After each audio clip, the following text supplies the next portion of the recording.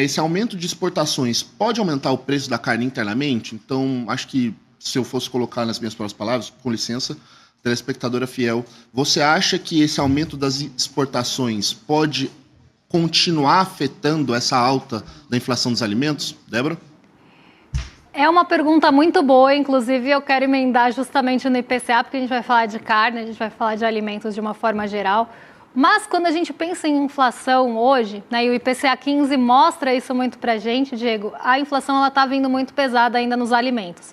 A gente tem um arrefecimento de alguns itens no grupo, mas a gente também tem uma pressão muito grande ainda, vinda, por exemplo, do tomate, né? Então, a gente volta aí com a nossa querida Ana Maria Braga, já pode voltar a usar colar de tomates, Ana Maria, porque o preço do tomate voltou a pressionar.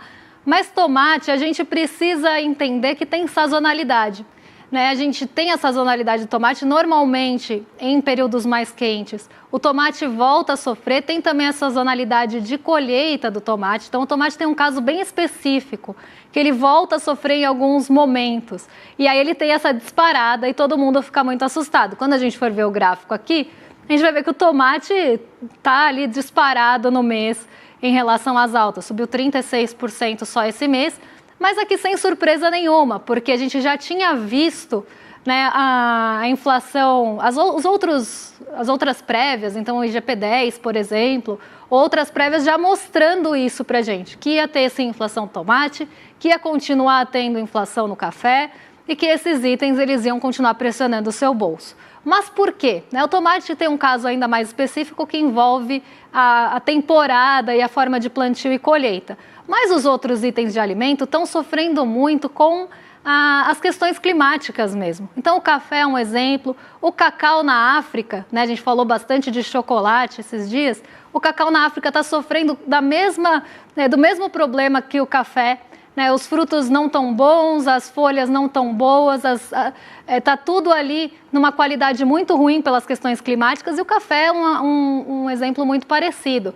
Né? A gente vê as plantas de café com frutos menores, a folha também não está absorvendo como deveria e o café tem um porém ainda.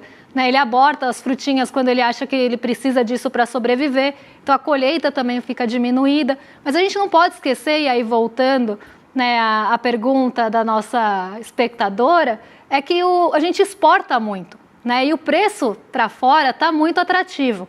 Então, né, no momento de alta de um preço de commodity, o que o produtor da commodity vai fazer? Ele vai exportar com um preço maior no mercado internacional e ainda em dólar, que também está ali mais alto, apesar do arrefecimento, ou ele vai manter aqui para a produção interna? Nessa situação, ele vai escolher exportar. E o que ficar aqui, gente, não vamos ser inocentes nem bobos, não vamos pegar o limão e jogar no lixo ali com inocência, porque a gente tem um mercado que, se você tem uma paridade de dólar ali que está alta, o que ficar aqui vai ser vendido também por essa paridade. Não vamos pensar que alguém é bonzinho que vai vender mais barato aqui, sendo que pode vender para o mercado de fora mais caro. E normalmente de café o que sobra aqui é resto mesmo. Pensando em carnes, aí em relação a carnes, se a gente começa a ter uma pauta exportadora maior, isso também entra nessa lógica. Se tiver um preço mais alto lá fora e for mais favorável vender e exportar e embarcar, vai vender, exportar e embarcar. O que ficar aqui também pode ficar mais caro. Primeiro, porque a disponibilidade vai ser menor. Segundo, porque sim, a gente vai vender ainda com paridade cambial. Então, se você pode exportar com dólar a 5,68, que mantiver aqui também vai ter ali um preço parecido com isso, com essa paridade. Então, sim, se a gente começar a exportar muito e voltar, e já é muito voltada, tá? Nossa produção de proteína animal já é muito voltada para fora.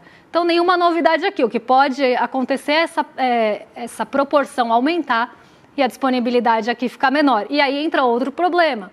Se a gente voltar a ter algumas questões envolvendo ali o gado engordando, eu ia falar engorda do gado, mas fica muito esquisito, né? Mas o gado ali não conseguindo engordar por questões também climáticas, de solo e tudo mais, que foi um problema que a gente viu no ano passado, isso pode pressionar ainda mais o preço, a oferta vai ficar menor, boa parte exportada, e o que fica aqui, a gente sabe que vai acontecer.